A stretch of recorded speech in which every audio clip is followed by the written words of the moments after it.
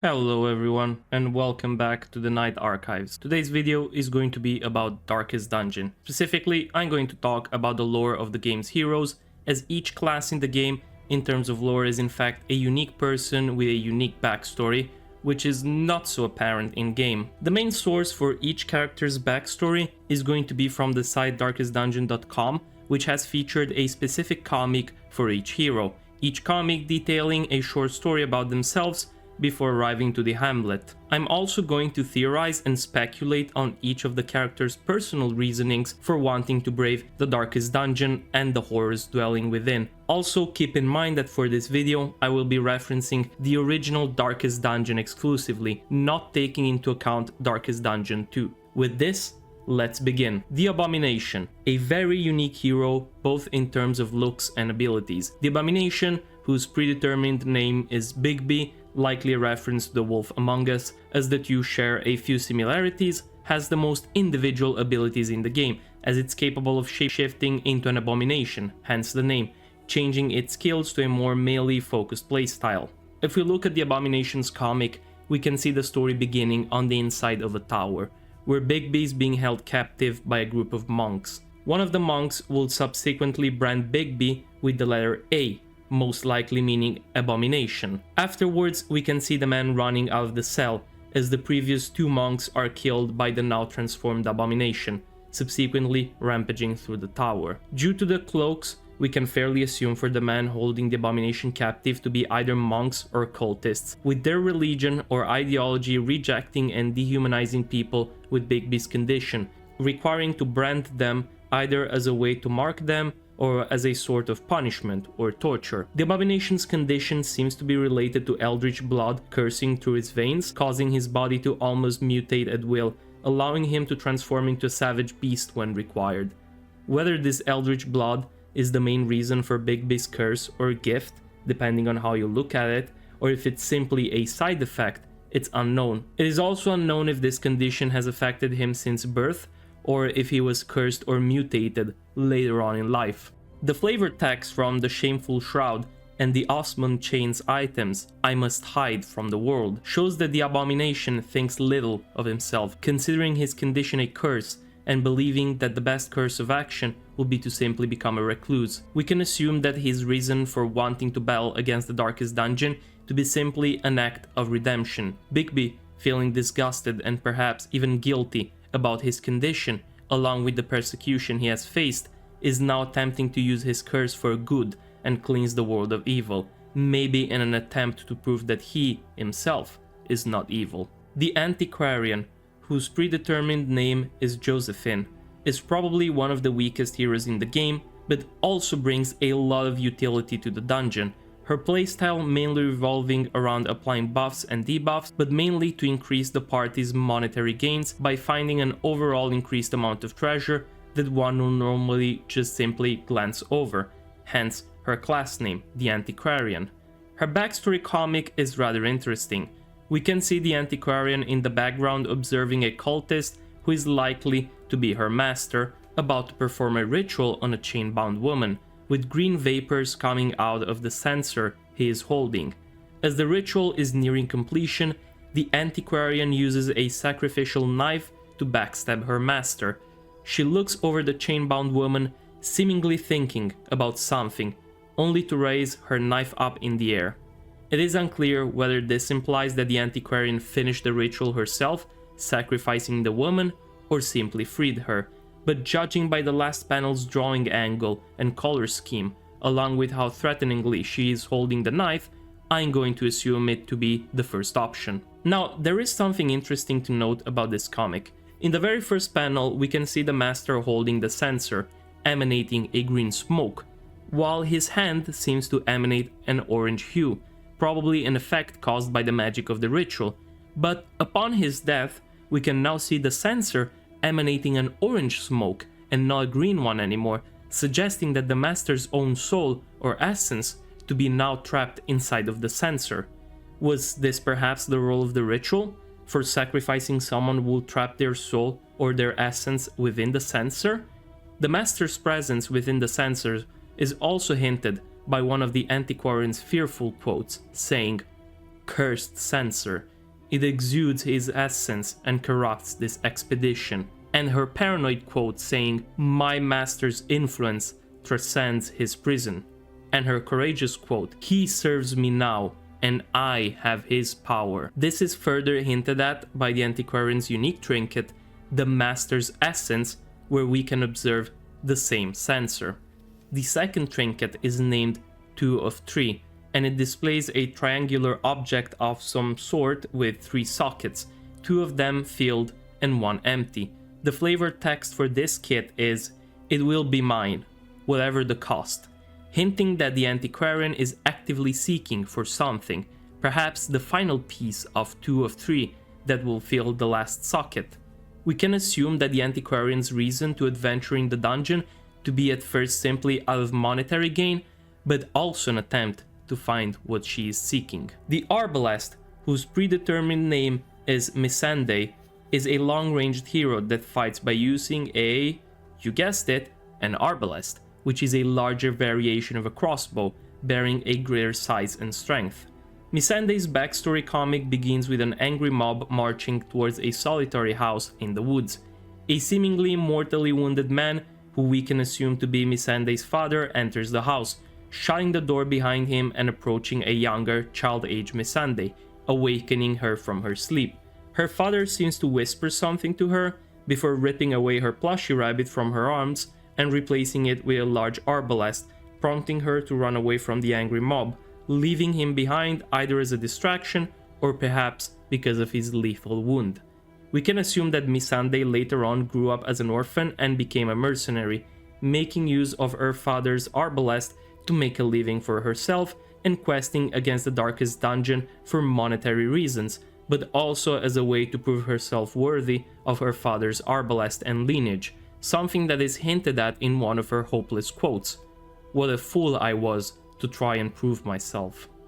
Her 2 unique Crimson Core trinkets, Childhood Treasure and Bedtime Story, do not offer much in terms of backstory detail, instead simply confirming for the man in the comics to be Missandei's long-deceased father, which she seemingly had a loving and caring relationship for. It is unclear why the man was being chased and subsequently killed by the angry mob, but I'm going to assume that he was also working as a mercenary or a bandit in order to earn money for his daughter.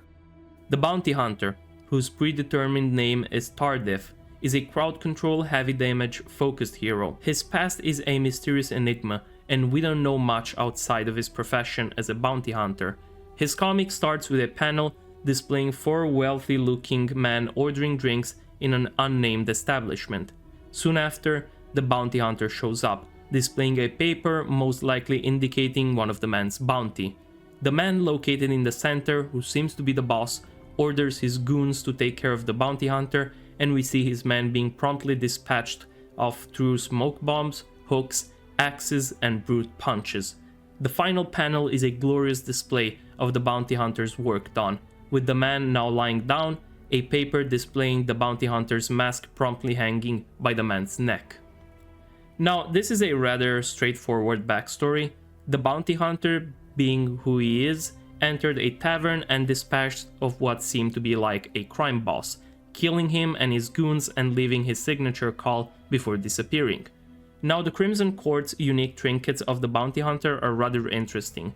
The first one are the crime lord's molars, which we can assume to be the teeth belonging to the crime boss in the comics. The second trinket is the vengeful kill list that, along with the flavor text, "They will pay," enforces the idea of the bounty hunter being on a quest for revenge rather than simply hunting criminals for money. While there isn't much detail, at least in the first game, regarding who the bounty hunter actually is, excepting his name, Tardif, and why he is on a vengeful quest, we can assume for it to be of personal nature. His masked appearance really delivers the idea of a mysterious vigilante, and his reason for braving the horrors of the dungeon might be either a righteous one, looking to purge the evil of the world and collect the bounty of various evil creatures, or simply to earn money by doing what he does best.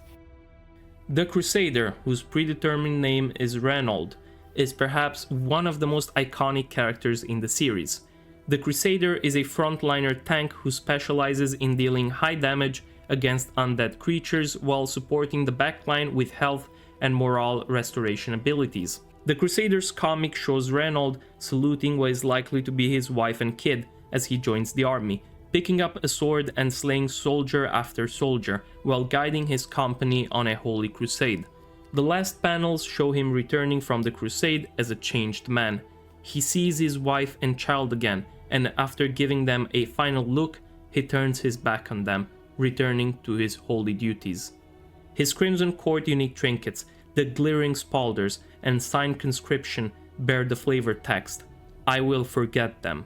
Regret is sin." What I'm getting off of this comic and this flavor text is that Reynold was most likely drafted in the army in order to fight in a long war. During his countless battles, Reynold was indoctrinated to believe his work to be holy and just, to the point for him to believe that his destiny is to continue his crusade, willingly forcing himself to forsake his family in the process to focus on his duties. His reason for joining the battle against the Darkest Dungeon is most likely what you expect, a self-imposed duty to rid the world of evil and cleanse it of the unholy, restoring faith and delivering the wrath of God on the pagan cultists plaguing the lands of the hamlet. Whether he's being set on this quest by his higher-ups or decided to join voluntarily remains a mystery. The Grave Robber, going by her predetermined name of Audrey, is a high-mobility, high-damage hero who specializes in dealing heavy damage while being capable of hitting enemies on and from every position. The Grave Robber's comic shows her off pouring herself a drink while reading a paper that states "Final Notice." She walks across a dusty grey manor while looking over a portrait of a woman and a man. She angrily throws her glass at the man in the portrait as she begins crying, before glancing over the town cemetery. She focuses on a grave intensely, pulls her hair down, and a grim smile appears over her face. So there's a bit to unpack here. First of all, Audrey is portrayed as a wealthy-looking woman of perhaps noble descent, but the furniture in the manor covered in sheets, along with the Final Notice letter saying on her table, indicate that she might be in money-related trouble after all. The portrait is rather interesting. The woman shown on the portrait is similar to Audrey, indicating that it could be either herself or her mother, with the man on the portrait being either her father or her late husband. As she glances over a crypt, a comic panel focuses on the man's hand, showing off his hand adorned by jewelry, indicating that the crypt outside might be his, and that the grave robber will proceed to, well, rob his grave in order to acquire his riches in order to pay off her debts. Her unique Crimson Core trinkets are likely related to her comic on a superficial level, with absinthe being the drink she initially poured in her glass, and the sharpened letter opener being the knife used to open the Final Notice letter. It is likely that Audrey the Grave Robber has joined the rest of the heroes in the Darkest Dungeon in order to quickly earn a large amount of wealth to pay off her debts, in a desperate final attempt to maintain at least a shadow of her former life. The Hellion, going by the name of Boudica, is a tanky frontline berserker, specializing on dealing high amounts of damage and bleeding while debuffing herself, making her great for short high damage burst combat encounters. Her comic shows a group of Nordic looking barbarians preparing to ambush a company of soldiers. As they fire the first arrow, the group engages in combat, only for Boudica to get cold feet and instead choosing to hide as her group gets slaughtered in battle while she cowers in fear behind a tree. Her Crimson Core trinkets, the Lioness War Paint, which is the body paint she uses for her face, and the Mark of the Outcast bear a flavor text quoting "Outcast, alone, shamed." It is perhaps this quote that indicated Boudica's fate after failing to muster the courage to fight along her tribe. Being the only one to return without any wounds back to her tribe, she was shamed for her lack of courage and sent away, deemed an outcast as punishment for her cowardice, or what I like to call self-preservation instincts. She will later on join the battle against the Darkest Dungeon for redemption reasons, attempting to redeem herself, or maybe even looking to simply die in battle out of guilt for abandoning her group. Another highly iconic hero, Dismas, the Highwayman, is a hero that specializes in both short and long-range burst damage, inflicting high bleeding and critical burst damage while being capable of retaliating against enemy attacks by counterattacking and repositioning himself while dealing more damage in the process. His comic shows him assaulting a carriage in the woods as your typical Highwayman would. He shoots down one of the drivers and slits the throat of the next. Then, upon being alerted by the people inside the coach, he turns around and instinctively shoots. He approaches the carriage to notice a mother and her son, as immediate regret for his actions overcomes him. His crimson core trinkets, the bloodied neckerchief, and the shameful locket indicate that he held onto these as a reminder of his wrongdoings, while the flavor text, a reflex, I didn't mean to, shows that he is still fighting against his own guilt, trying to justify his own actions as an involuntary reflex. It is likely he abandoned his highwayman profession due to the trauma and made his way towards the darkest dungeon in an attempt to find redemption and find forgiveness. The Houndmaster is the epitome of teamwork. Along with his dog, the Houndmaster can deliver high damage while supporting the rest of his party by marking enemies, guarding weaker party members, and lowering stress, being essentially a supportive tank who can burst high damage if required to. His backstory is perhaps one of my favorites. The comic begins with a Houndmaster in a town glancing over the poster of a missing woman. He makes his dog sniff what is likely to be a bloodied bandage belonging to the woman. Judging by his uniform and badge, it is likely that the Houndmaster was either a sheriff or belonged to the town's guard unit. He keeps following his dog as it keeps sniffing around town, tracking the missing woman's location behind a set of closed doors. The Houndmaster, William, takes out his mace and bursts through the doors, finding the missing woman tied to what seems to be a sacrificial altar in a room bearing the same ritualistic symbol as the darkest dungeon's cult. Within the same room, he sees a few cultists preparing to sacrifice the woman, but what truly shocks William is noticing that one of the men in the room is wearing the same badge as he is, indicating that the town's guards to which he belonged to were accomplices to the crime. The Houndmaster's unique Crimson Core trinkets, evidence of corruption, and battered lawman's badge bear the flavored text of "Even the chief was in on it." This is a rather simple picture to paint. The woman's disappearance was caused by a cult attempting to sacrifice her in a ritual, with the aid of the town's guards that were most likely bribed to turn a blind eye or perhaps even assist in the kidnapping. It is likely that woman was not even the first victim to begin with, which prompted the Houndmaster to investigate. Upon gathering evidence that the town's guards were corrupted and assisting in the crimes, with the guard's chief being part of it as well, the Houndmaster relinquished his badge and left the town, deciding to strike this corruption at its very core, along with the only one he could really trust, his hound, and taking the battle against the town's corruption to its very origin, the darkest dungeon, hoping to bring justice and continue his original purpose of protecting the common citizen. Following next is the the Jester, whose predetermined name is Sarmenti. The Jester is a highly mobile hero who specializes in buffing the entire party and de-stressing while delivering a one-time per battle use attack that deals massive amounts of damage in exchange for lowering the Jester's dodge, speed, and stress resistance, working essentially as a finisher against strong enemies. Sarmenti's backstory comic begins with him juggling a few balls in front of a king or an emperor, attempting to entertain his court, as he gets spat on, belittled, and thrown knives at for fun.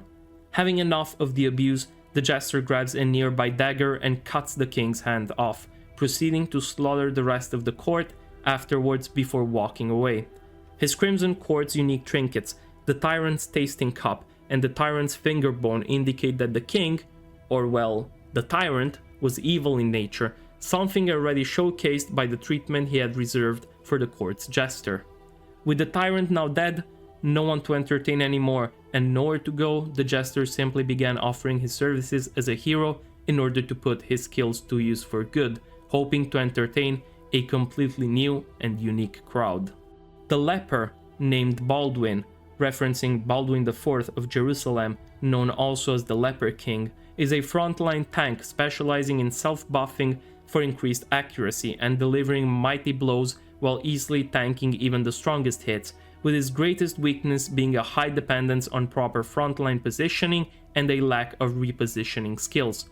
Baldwin's comics begin with him covered in bandages, with his crown being taken off and replaced with a mask. The Leper, former king of his country, has most likely decided to banish himself now that he contracted leprosy in order to ensure the safety of his court and subjects. With one last look at his kingdom and a proper send-off, Baldwin walks out of the gates of his realm. His unique Crimson Core trinkets, the tin flute, and his last will and testament, whose flavor text quote, "the last treasures of a king," are an indication of both his artistic inclination towards music and poetry and confirming the acceptance of his fate as he joins the roster of heroes facing the darkest dungeon in order to dedicate his last days in the world of the living to purge the world of its evil and further protect his kingdom as a last final service. "Spare the others. I am ready," his voice echoes within his last moments in the dungeon.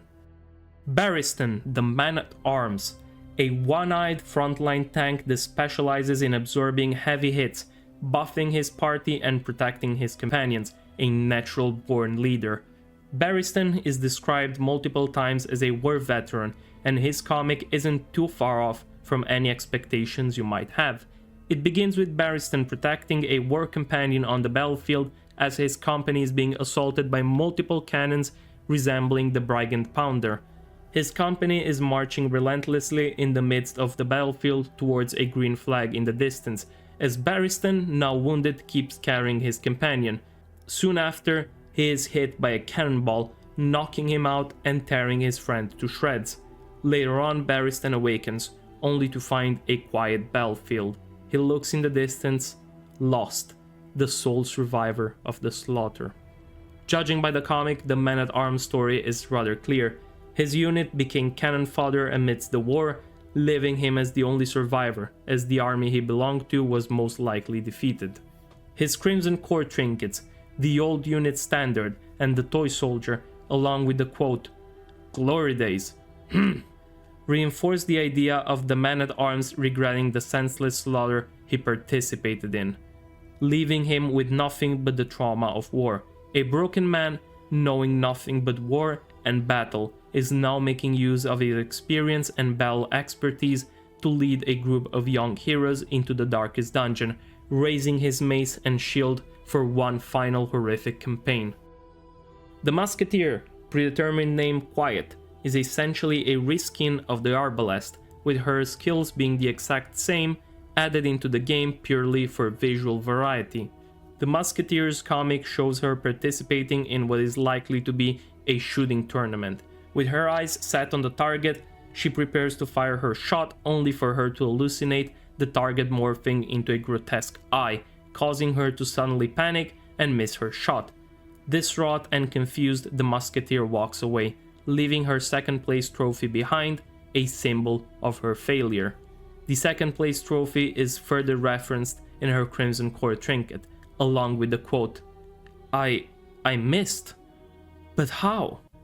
These words help depict the Musketeer's personality, indicating her as a woman who holds a strong opinion about herself and believes in her skills as a marksman, maybe even to the point of arrogance, struggling to understand what happened at the tournament and not realizing how she could have missed her target. With her personal pride and honor wounded, she now attempts to redeem herself into the darkest dungeon, which we can assume to be the cause of her hallucinations, as its evil is now leaking onto the rest of the world and corrupting it, sending her on a personal quest of vengeance, deciding to now direct her musket towards living horrors rather than simple training dummies. The Occultist, whose predetermined name is Al-Hazred, is a mysterious and enigmatic figure, fighting fire with fire and making use of the same eldritch powers that plague the world in order to fight off the evil that now plagues it. The Occultist's comic shows him approaching an ancient pyramid temple. He directs his attention towards an ancient eldritch altar before passing his hands on some ancient inscriptions on the wall. There he takes out from his bag a skull with a candle on top of it and notices a deceased man in a corner, alongside a now extinguished similar skull candle. He invokes the eldritch powers within the temple, striking a bargain to obtain occult powers as his candle lights up, now walking the same road as many predecessors did. The Occultist story is rather straightforward. A man who dedicated his life studying the occult and ancient eldritch powers has now struck a bargain with the old gods in order to obtain otherworldly powers. His Crimson Core trinkets, the Blood Pact and the Vial of Sand, along with the quote, "the bargain is struck," reinforce the idea of the Occultist having to pay a certain price in order to obtain his powers. Judging by the comic, I'm going to assume that the price he bargained for in exchange for his powers was his own life, and that he will die once the otherworldly candle found atop of his skull will extinguish, like the ones of his predecessors. He now directs himself towards the darkest dungeon, not just to fight the evil within it, but also to study and further understand it, either to find a way to permanently banish it or to increase his own powers, and perhaps find the way out of the deal he struck. The next hero, another iconic character in the series, the Plague Doctor, whose predetermined name is Paracelsus, is a strong, high-damage backliner who specializes in poison and supporting the rest of the party by curing wounds, diseases, and applying strong buffs. The Plague Doctor comic begins with her attending a lecture at a University of Medicine, where the professor is displaying a fresh corpse for anatomical study. Paracelsus is diligently taking notes, and she raises her hand to ask a question, only for the professor to end the lecture as he is seen coughing blood on a handkerchief. The Plague Doctor continues her studies by herself, and after reaching a conclusion, which she desires to show to her professor, she finds him dead over his desk, most probably killed by an incurable disease. With his corpse laying freshly on the table, Paracelsus finds opportunity in tragedy and proceeds to immediately dissect him for science on that very table. Her Crimson Core trinkets, the Subject 40 notes, and the dissection kit, which she probably used on her professor along with the flavor text, "Those fools at the university," indicate that after being caught dissecting her professor, she was probably kicked out and banished from the university. She considers them fools for kicking her out, as her logic dictated that since the professor was already dead, there was no harm in studying his body, as it could have provided hints towards finding a cure for the disease that affected him and perhaps many others.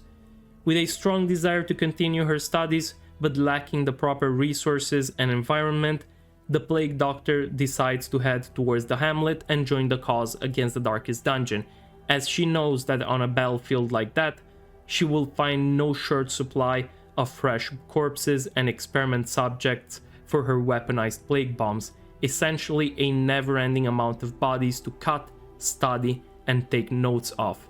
After all, what better laboratory than the blood-soaked battlefield? Junia the Vestal, a backline healer capable of keeping alive an entire party even in the direst conditions, while increasing the light of the dungeon and stunning her enemies with strong flashes of light, is one of the strongest support classes in the game, usually the crutch hero for any new players looking to learn the game. Junia's backstory comic is questionable at best. I'm going to be fair, I don't think I fully understood the meaning behind it. If you have a better idea than me, leave it down in the comments. The comic begins with Junia carrying a pile of wood towards a church's altar. From one of the windows, she notices a couple in a garden starting to go at it. Rather than averting her eyes away, she continues observing with passion and a hint of excitement, but she is caught by one of the priests and scolded. What I'm taking from this comic is that Junia, being a priestess at the temple, is meant to uphold a certain image of purity, and observing with excitement two people in the act will be considered sinful and impure, which she will be admonished for harshly, as she is probably meant to remain a pure maiden, virgin and holy. Her Crimson Core trinkets further support this idea, as the first one is called Atonement Beads, meaning that she is making use of the prayer beads to atone for something, perhaps her sinful thoughts, along with the next trinket, the Salacious Diary, a diary in which she perhaps writes down her impure thoughts and desires. The quote, "I fear the whispers of my mind," fully cement the idea of Junia facing an inner conflict with herself, as her carnal desires are perhaps starting to conflict with the life she is leading at the temple, one which will require her to remain pure and untouched by earthly desires. Due to this, she is either sent by the temple or voluntarily decides to head towards the darkest dungeon, attempting to cleanse her head of impure thoughts and strengthen her faith by assisting other heroes in battle. That, or she is trying to get nasty with Reynolds. I'll let you guys decide on that one. Another hero of unwavering faith to the point of fanaticism, the Flagellant is an odd one, standing out even in the bunch of the Darkest Dungeons roster. The Flagellant, going by the name of Damien, is a hero that thrives and empowers himself through pain. The more wounded he is, the stronger he becomes, being capable of dishing out incredible amounts of bleeding damage along with very effectively healing his companions in exchange for taking bleeding damage himself and transferring bleeding and poison status effects from his party to himself. A hero that thrives on the concept of risk versus reward. Play him safely and he is going to be just another warrior, but bring him close to death and risk everything and he will truly shine on the battlefield. Even in death, he will go out in a burst of glory, stunning all enemies and healing the rest of his companions. Damien's comic shows him off outside of a tavern, prostrating forward with his palms open towards two men, begging for food or coin. In response, one of the men smashes his ball against his face, breaking one of his teeth, proceeding to brutally beat Damien afterwards. But despite that, Damien doesn't cower or begs for mercy. He smiles, finding pleasure in pain. The man observing this hesitates to hit him again, as Damien raises up, simply forgiving the man and showing off his bloodied appearance, full of strength and confidence, much different from how he looked moments ago, as the man now kneels down, terrified or perhaps changed by the message Damien has brought. His two Crimson Core trinkets are a direct reference to the first part of the comic. His chipped tooth and shard of glass are the result of the man smashing his ball against his face, with the quote, "We're all falling apart," being perhaps a hinting towards Damien's vision of the world. With a newfound fanaticism and desire to receive and inflict pain, as he believes for pain to be a way to cleanse one's body, mind and soul, he directs himself towards the darkest dungeon, where he will find plenty of pain and suffering to break even his limits. And now for the final hero, Amani, the Shieldbreaker. The Shieldbreaker is a high mobility hero that can deal high amounts of damage while moving targets around, easily breaking the enemy's lines and circumvent their positioning in order to bring chaos to the battlefield. While her health is rather low, making her a prime target for enemies, she can resist any amount of damage as her Aegis shield can block entire hits, no matter their strength. The Shieldbreaker is a hero that thrives through strategy and careful planning. Amani is perhaps the hero with the most backstory in the game. Excepting her own comic and Crimson Core trinkets, there is also 7 journal pages that can be found in-game that are directly related to her past. We will take those in order, starting first with the comic and then the journal pages. The comic starts with a carriage moving quickly through a mountainside in the desert. Inside of the carriage we see Amani, with her hands tied behind her back. As one of her captors checks on her, she quickly manages to untie herself and grab a spear, impaling the guard and strangling the driver, as the carriage loses control and falls into a canyon. At the bottom we can see Amani amidst the wreckage. She survived the impact, but her hand was crushed by the carriage. A singular snake approaches her, opening its mouth, and the comic ends. Now, about Amani's journal pages. The journal is titled A Beautiful Thing, and it's comprised of 7 pages. I will now read them in order. I am a beautiful thing, they say, flawless as the sea of dunes, graceful as the desert winds, captivating as a shimmering mirage. They stare, they linger, they watch me without blinking. Such exquisiteness must be admired, they say. And so I am made to dance for their desperate, dust-pitted faces, for their watery, bloodshot eyes, their cracked, grinning lips. I am not a person to this debauched audience. I am an exotic wonder. I am a beautiful thing. Such loveliness belongs in the palace, they say, and so my hands are tied, and I am put in a caravan next to golden idols and jeweled icons. Together, we are a priceless cargo of dazzling rarities bound for the vizier's treasury. I know this tyrant's reputation, and I am afraid. As the wagons careens along the mountain road, I make my choice. I will not go to the vizier. I will not be this man's prize, his plaything. With practiced grace, I slip my bonds and lunge for the open air. The wagon teeters and the guard shouts. Wheels lift, horses panic. I am lodged in a jumble of corpses and wreckage. My arm is pinned. The serpent appears silently from behind a rock, tongue tasting the air. The bite is quick, the venom slow. It runs cold in my veins, inching up my arm, forcing me to make a terrible choice. The knife is dull, and I must work quickly. In my panic, I saw, hack, and gouge. My cries are met with the silent indifference of the dunes, the chill of the desert wind, the cold light of the moon. I am sacrificing my beauty for a chance to live, paying for my future with the only currency I've ever had. I stare at my severed hand, my bloodied arm. There will be no more leering crowds, no more coins thrown at my feet. I breathe a wordless thanks to my liberator as it slithers away into the shadows. At last, I am free of my gilded cage. At last, I finally understand. A thing cannot be truly beautiful until it is broken. I think the journal entries are rather self-explanatory. They leave little room for doubt or guesswork.